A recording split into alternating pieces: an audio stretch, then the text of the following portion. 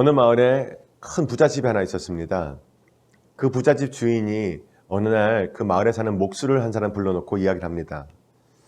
제가 오랜 기간 동안에 여행을 떠나야 할 터인데 제가 원하는 땅에다가 집을 하나 지어줄 수 있겠습니까? 근데 이 목수는 사실 굉장히 불성실한 사람이었다고 합니다. 그러니까 이 사람 생각에는 긴 기간 동안에 부자가 떠나 있으니까 간섭은 안 할 것 같아서 네, 짓겠습니다 라고 선뜻 대답을 했다고 하죠. 그때 부자가 이런 이야기를 합니다. 대신 그 집을 짓는데 최고의 재료들을 써주시겠습니까? 속으로는 다른 생각을 하면서 겉으로는 그렇게 하겠습니다 라고 대답을 했다고 하죠. 드디어 일이 시작이 되었고 부자는 먼 여행을 떠나갔다 왔습니다.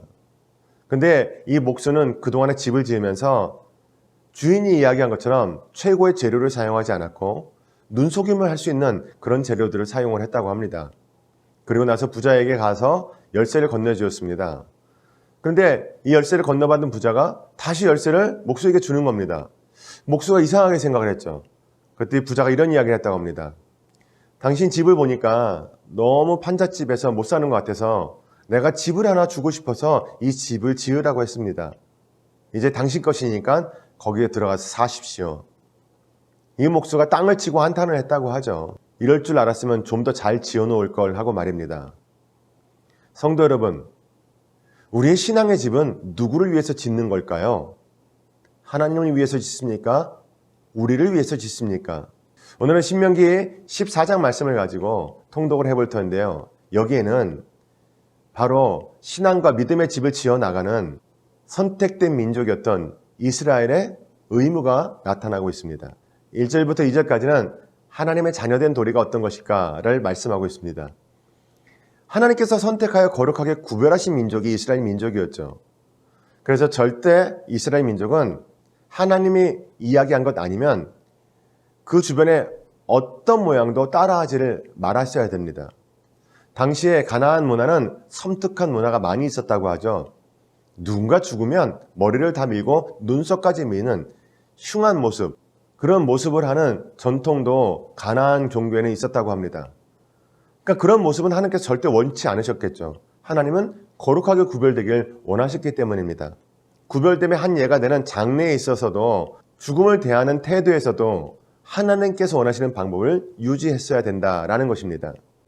3절부터 21절까지는 음식에 대한 규정에 대해서 이야기하고 있습니다. 어떤 음식은 먹을 수 있고 어떤 음식은 먹을 수 없고 어떤 재료는 쓸 수 있고 어떤 재료는 쓸 수 없고 이 부분은 레위기를 공부할 때 자세하게 다루었던 내용이기 때문에 한번 쭉 훑어보시고 내려가면 되겠습니다. 이 부분에서는 정한 것과 부정한 것에 대해서 하나님께서 정확하게 규정을 지어주고 계시죠.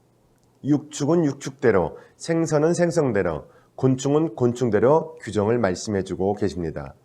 정한 것과 부정한 것을 일상생활에서 구별하면서 거룩하게 구별되어진 선민으로서의 신분을 먹으면서도 기억해라 라는 말씀을 하고 있습니다.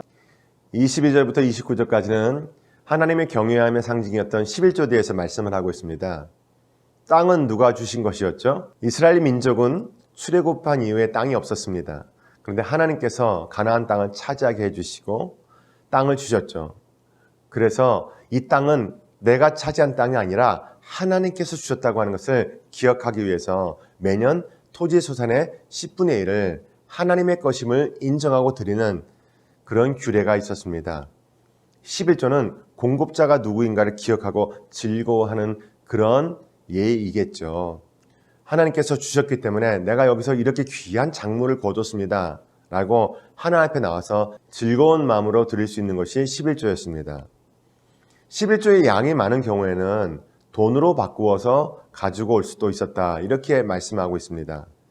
특별히 이 규례를 통해서 레위인과 객과 과부와 고아들을 위한 배려도 필요했다라고 말씀하고 있습니다. 오늘 말씀을 통해서 우리는 구별됨에 대해서 다시 한번 생각해 보아야 될 것 같습니다.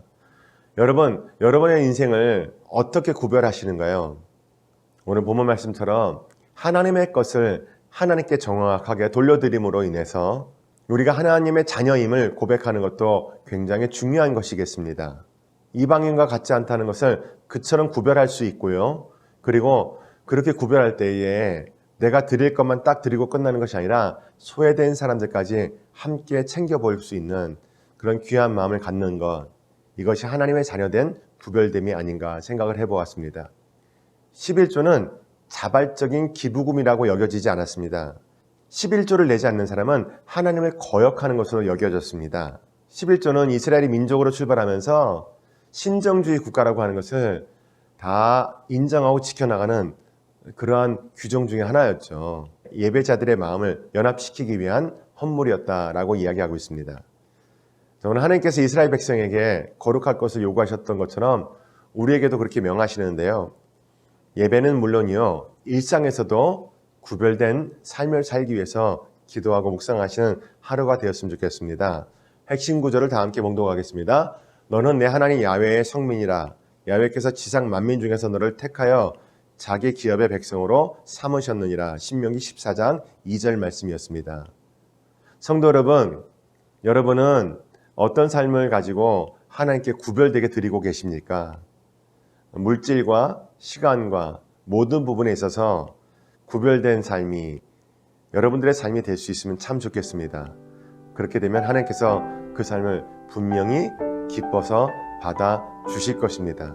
그리고 종국적으로는 여러분의 영혼의 집을 지어나가는 소중한 작업이 될 것입니다.